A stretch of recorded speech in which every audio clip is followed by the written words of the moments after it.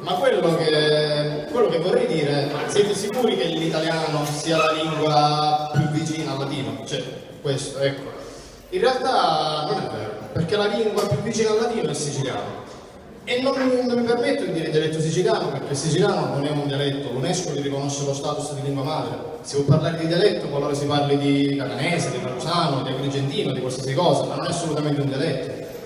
E talvolta anche non parlarlo perché ci si vergogna è la più grande forma di ignoranza che si possa avere, soprattutto se non si è studiato latino, molti non hanno studiato latino e non capiscono la ricchezza delle parole che pronunciamo. Ecco, io vorrei spendere 2 minuti per farvi vedere alcune vicinanze tra il latino e il siciliano che sono veramente paurose e che la maggior parte delle persone purtroppo ignorano. Insomma, non per proprio mancanza di volontà, però perché spesso neanche a scuola queste cose ci vengono dette. Ed è un peccato, perché secondo me dovrebbero andare dette. Allora, innanzitutto dobbiamo dire che, e ve lo spiegherò in parole molto spicce, il siciliano, così come il latino, anzi il siciliano ha mantenuto dal latino, ha ereditato dal latino, innanzitutto il vocalismo. Cosa si intende per vocalismo siciliano? In poche parole, tutte le vocali, le semiconsonanti I e U, che sono presenti nel latino, nella lingua italiana, che sarebbe praticamente la lingua poi toscana, perché in realtà non esiste un vero concetto di lingua italiana, si sono aperte rispettivamente in E e in O, quasi tutte, non tutte. Il siciliano invece ha mantenuto assolutamente questi 2 vocali, non mutandoli. Per esempio, se vi prendo un sostantivo siciliano, un sostantivo latino, quale musca, musca della prima declinazione, che significa la mosca.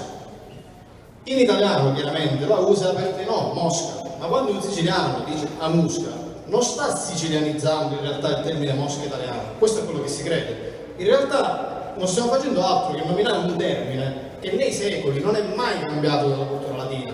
Così come gli antichi romani dicevano musca, è rimasto musca per tutto il tempo, non è mai cambiato. Sono stati i toscani a cambiarlo casomai per dirlo. Per noi è un privilegio mantenere questo vocalismo. O per esempio la proposizione supra, che significa sopra. Se non diciamo sopra non stiamo sicilianizzando l'italiano. In realtà questo è un termine latino. Provate ad aprire il vocabolario e a cercare supra, non è cambiato assolutamente niente. Così come con la I, per esempio vi prendo vitrum vitri, che significa vetro. Vetro in italiano, perché c'è l'apertura vocalica. Uvitru è rimasto in siciliano. Ma così come, non lo so, il pelo, senza doppio senso, pius pile, che significa pelo, se lo cercate, in italiano diventa il pelo, ma in siciliano resta il pilo, latino così com'è, è il primo che mi è venuto in mente, no comunque.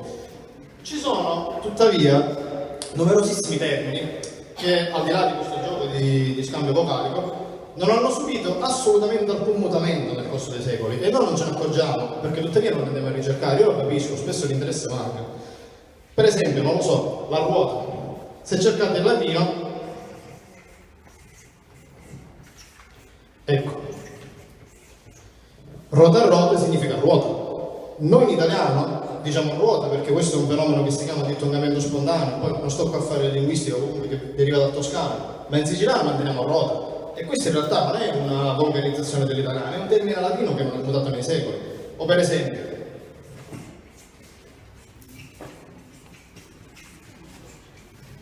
petra, la pietra, si dice la petra, al di là della pronuncia va bene, noi diamo un suono velare al di grammattiere come l'inglese, train, travel, drive, drink, drag e così via. Ma è rimasto così. O per esempio se andate in zone della Sicilia centrale dove il suono è pulito diranno la petra, così come nel latino, non è cambiato nulla. O per esempio non lo so, scuola, c'è con l'H ma c'è anche senza H, a scuola, non è cambiato nulla, lo continuiamo a pronunciare così. O per esempio, non lo so,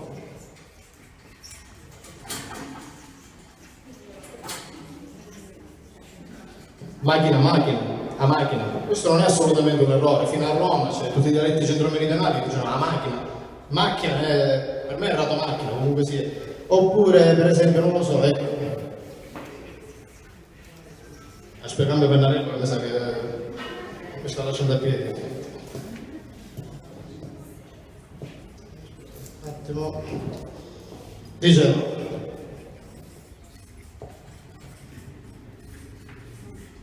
strada, che sarebbe la strada, che poi sarebbe il participio passato del verbo esterno, lastricarsi, via strada, via lastricata, questo non è cambiato assolutamente. O per esempio, dentro, a proposito, avverbio di luogo, Intra, il latino significa dentro, intra, non è cambiato assolutamente nulla al di là della pronuncia. O per esempio i verbi ire, che significano andare, ire, iri, che si usano da noi, e natare, natare, natare, nato, nata, stare, dato, mare, significano nuotare. Ecco, questi sono quelli che non hanno subito assolutamente alcun mutamento. E ripeto, pronunciare rota, peggio a scuola, macchina, frate, intra, ire, natare, significa parlare il latino. In realtà non lo sappiamo. Molto spesso i nostri genitori la prima cosa che ci dicono è, quando siamo piccoli, non parlare siciliano perché pare zaurdo, la prima cosa che si dice. Per carità, potrebbe essere vero, bisognerebbe andare a fare degli studi. O per esempio, un'altra cosa, si dice che noi siciliani siamo incalcati. Magari è vero, però vi faccio un esempio, se devo dire a posto, metti quella cosa a posto in italiano e devo scrivere a posto. Aspettate, che volto il foglio. Io scriverò così. Non me lo scrivete con 2 P, perché sennò è il participo del verbo apporre, o prima persona del verbo appostare.